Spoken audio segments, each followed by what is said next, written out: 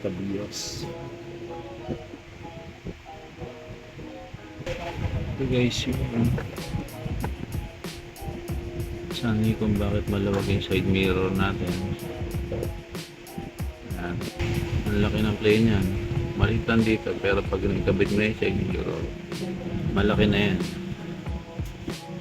So ayun ang gagawin natin ng paraan para ma-fix na. Imbis na palit ang buong to, hindi DIY lang tayo. So ito yun guys, para hindi kayo mahirapan. Mukha siyang maliit pero pag naikabit na yan, malaki yung play niyan. So nakaka-consume kasi yan pagka i-drive ka na tapos medyo malubak, umuuga yung side mirror mo. So tara. Ito guys ang paraan natin dito para ma-fix tong uga na yan. Hinilang natin. So wala nang play yan guys. So kailangan lang natin ng hina. Ganito rin gagawin natin dito. Ayan. So ang paraan na gagawin ko dyan is dito. Babatasin natin to. Tapos nalagyan natin ng kapirasong plastic, i-weld natin yung plastic weld natin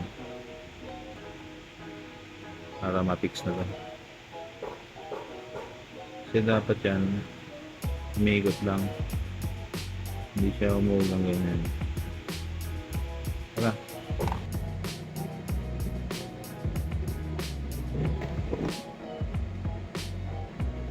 Okay, simple lang ito. Ito na, isa natin ito. Hinilang natin ito. Ito yung next natin.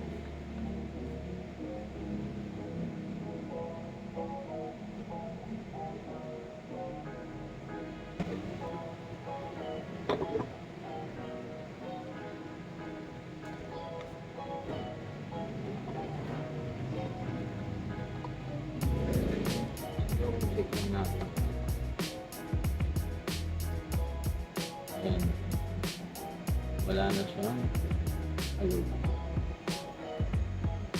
So parang pinrest lang natin. Pero huwag ka mag-alala. Bigap pa rin siya. Bigap pa rin siya. So hindi ko natin, hinangin natin ulit.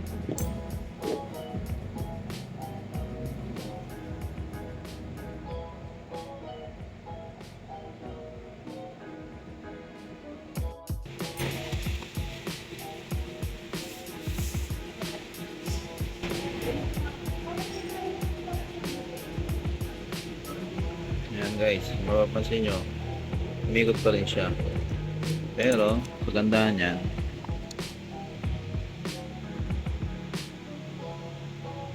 wala na siyang play. Yun. So, okay na guys. Assemble na natin. At syempre guys, huwag nyo kakalimutan linisin tong gear na to. Kailangan natin malinis nito at palitan natin ng bagong grasa. Tsaka iba dyan may mga buhangin kasi yan eh. Para smooth yung pag-ikot.